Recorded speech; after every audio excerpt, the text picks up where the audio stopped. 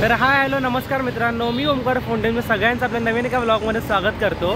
तर नवरात्रीला आता बाकी आहेत, फक्त 2 ते 3 दिवस बाकी आहेत आणि मी राहतो ठाण्यामध्येच। म्हणजे माझं कर्तव्य आहे की तुम्हाला ठाणे दुर्गेश्वरीचं मंडपाची तयारी कुठपर्यंत आली ते सगळं दाखवण्याचं माझं कामच आहे ते। आणि देवी कुठे बसते, एक्झॅक्ट ॲड्रेस, पुन्हा जत्रा कुठपर्यंत असणार आहे, पूर्ण सगळं डिटेल्स तुम्हाला मी सांगणार आहे। तयारी खूप जोरात तयारी चालू आहे आणि ह्यावर्षी थीम काय मी तुम्हाला सांगणार नाही। जसं मागच्या वर्षी थीम आपली प्रभू श्रीरामांचा जो अयोध्येचा राम मंदिर आहे तो होता, तो उभारलेला।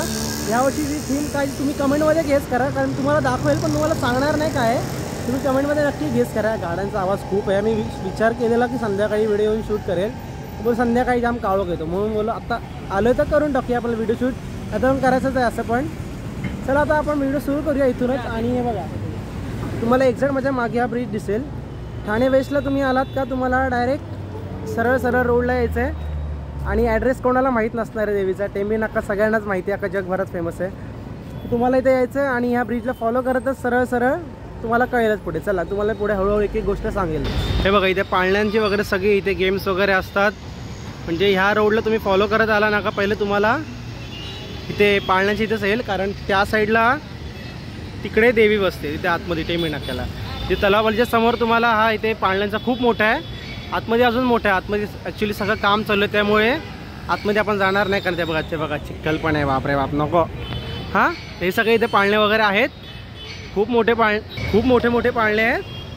आणि तुम्हाला मी बेस्ट टायमिंग पण सांगेल दर्शनाचा, कुठल्या वेळी तुम्ही या। म्हणजे तुम्हाला फिरायचं असेल तर कुठल्या वेळी या, फक्त दर्शन घ्यायचं असेल तर कुठल्या वेळी या, तर सगळं तुम्हाला सांगेल मी व्हिडिओमध्ये पुढे। व्हिडिओमध्ये शेवटपर्यंत बनवून राहा आणि व्हिडिओ आवडत असेल तर नक्की लाईक करा आणि नवीन आला असाल सबस्क्राईब करायला मात्र विसरू नका। चला पहिलं रोड क्रॉस करतो, मोठा रस्ता आहे। नवरात्रीच्या पहिल्या दिवसापासून पूर्ण रोड पॅक, हे सगळे रोड बंद होणार, कारण इकडे पूर्ण जत्रा बसते एका लेनमध्ये दोन्ही साईडला, त्या साईडला पण दोन्ही साईडला खूप मोठी जत्रा असते आणि हे सगळं पॅक होतं, हे सगळं पॅक आणि पूर्ण जत्रा भरलेली असते, रोड वगैरे सगळं बंद होतं। आणि हे बघा एंट्री गेट बघा, काम चालू आहे। पिलर तर खूप जबरदस्त पिलर केलेत, कसले मोठे आहेत ते बघा। चला आता मंडप बघूया, मी बघितलंय पण तुम्हाला दाखवण्यासाठी मला जास्त उत्सुकता अजून वाढली की तुम्ही कधी बघताय मंडप देवीचा। चला आपण पुढे जाऊया इकडनं आता। हे बघा लायटिंग वगैरे सगळं काम चालू आहे, म्हणजे 1-2 दिवसामध्ये होऊन जाईल सगळं, 1-2 दिवसामध्ये सगळं काम होऊन जाईल लगेच। आणि आगमनाचे डिटेल्स, अरे यार गाडीचा आवाज असा पिपीप करतोय। हां तर काय म्हणत होतो मी, हां आगमन 3 तारखेला आहे 12 वाजता। तुम्ही मला कमेंटमध्ये हे करा, कमेंट करा की मी तुम्हाला ॲड्रेस वगैरे सगळं सांगेल। आपली व्हिडिओ तर येणारच आहे तर काय हरकत नाही आहे। आणि दर्शनाचं टायमिंग वगैरे, दर्शन तर 24 तास असतं, कधी पण या तुम्ही, पण मी तुम्हाला म्हणजे गर्दी नको भेटायला किंवा फक्त फिरायचं असेल तेव्हा सांगेल पुढे हळूहळू। चला आता पुढे जाऊया, मंडप दाखवतो तुम्हाला। तुम्ही सगळे देवीच्या दर्शनाला आल्यावरती ना साहेबांच्या आनंद आश्रमामध्ये जायला विसरू नका, नक्की आतमध्ये जावा। खूप मस्त आहे, म्हणजे शब्दातही मला सांगता येणार नाही, एवढं सुंदर आहे। तुम्ही नक्की जा आतमध्ये। चला पहिले मंडप दाखवतो तुम्हाला। हे बघा इकडनंच दाखवतो मी, लायटिंगची थीम आहे ना एक अशी या दाखवतो। हे बघा लांबून दिसते का नाही, नको झूम नको, डायरेक्ट जवळूनच बघूया की आपण, झूम बीम कशाला। चला तर देवीची दर्शनाची लाईन आहे ती इकडनं चालू होते। तुम्ही ह्या रस्त्याने स्ट्रेट आलात, हे बघा तुम्ही ह्या रस्त्याने स्ट्रेट आलात का, हे बघा इथून देवीची दर्शनाची लाईन चालू होते, इकडनं पूर्ण अशी डायरेक्ट आतमध्ये जाते। पण तुम्ही दर्शन घ्यायला आलात तर डायरेक्ट ह्या रोडला या, कोट नाक्याच्या रोडला, आणि इकडनं दर्शनाच्या लाईनीला सुरुवात करा। चला हे बघा हे पिलर्स बघा, व्हाईट कलर तर उठून दिसतं ना, लाईट्समध्ये काय भारी वाटेल ना व्हाईट कलर। चला पुढे जाऊया रोड क्रॉस करून। मला व्हिडिओ आवडत असेल तर नक्की व्हिडिओला लाईक करा।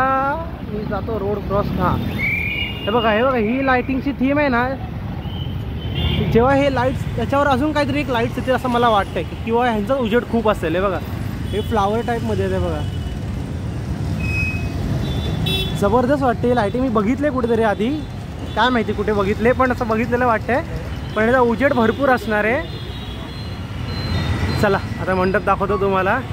हे बघा ॲक्च्युली मी लांबून दाखवायला पाहिजे, लांबून दाखवेल त्या साईडला जाऊन। ह्या साईडला पण जत्रा असते पूर्ण समोर, खूप मोठी जत्रा असते आणि देवीचा मंडप बघू शकता तुम्ही। थीम तुम्ही कमेंटमध्ये मला नक्कीच सांगा कुठली थीम आहे। हे बघा, हे बघा देवीचा मंडप आहे बघा, किती मोठा आहे बघा. आणि इथे आपली ठाण्याची दुर्गेश्वरी बसणार आहे.